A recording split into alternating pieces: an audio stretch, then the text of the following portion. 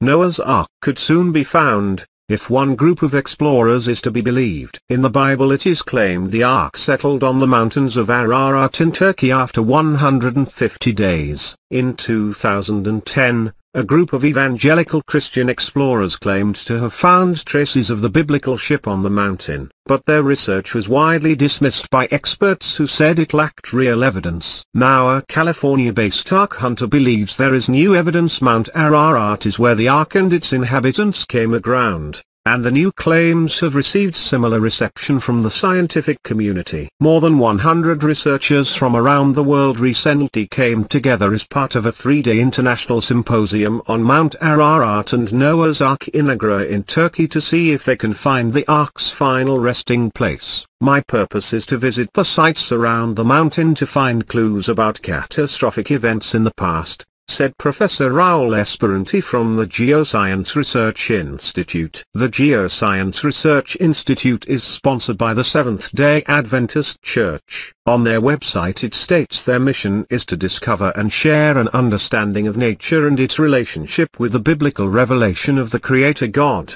In 2010, a group of Chinese and Turkish evangelical explorers set out on an expedition to explore the region and find the vessel's remains. After a few weeks, they claimed to have found wooden specimens from an ark-like structure 4,000 meters up the mountain. The mountain is the highest peak in Turkey, standing more than 5,100 meters tall. The team claimed they carried out carbon dating on the wood, which proved it was 4,800 years old, around the time the Ark is said to have been afloat. The vessel was said to measure 300 cubits, by 50 cubits, by 30 cubits, which translates to up to 515 feet long, 86 feet wide and 52 feet high. Professor Esperanti is convinced this is true and requires more rigorous, serious scientific work in the area, writes the Express. He has urged for international investment into a full investigation. The result of my findings will be published in books,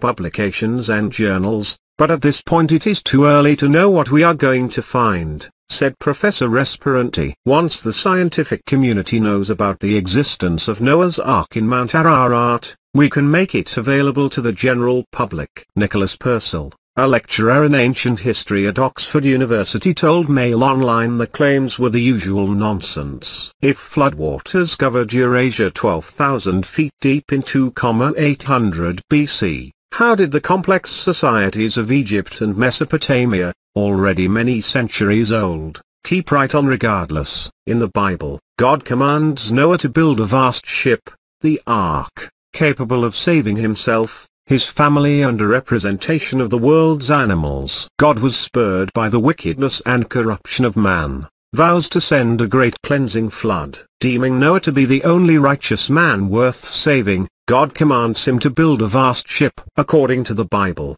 when Noah has completed his task, and God has sent 2 of every sort of animal to the ark, the flood waters rise until all mountains are covered and life, except fish, is destroyed. Noah's Ark, the flood is not a myth but a real incident mentioned in all holy books, said Dr. Oktabili from Istanbul University. However, Dr. Andrew Snelling, young Earth creationist with a PhD from the University of Sydney, says that Mount Ararat can't be the location of the Ark because the mountain did not form until after the floodwaters receded. Although considered a historical event, most scholars and archaeologists do not believe in a literal interpretation of the Ark story. Talking after the initial claims in 2010, Mike Pitt, a British archaeologist, said the evangelical explorers had yet to produce compelling evidence. He said, if there had been a flood capable of lifting a huge ship 2.5 miles up the side of a mountain 4,800 years ago, I think there would be substantial geological evidence for this flood around the world. And there isn't.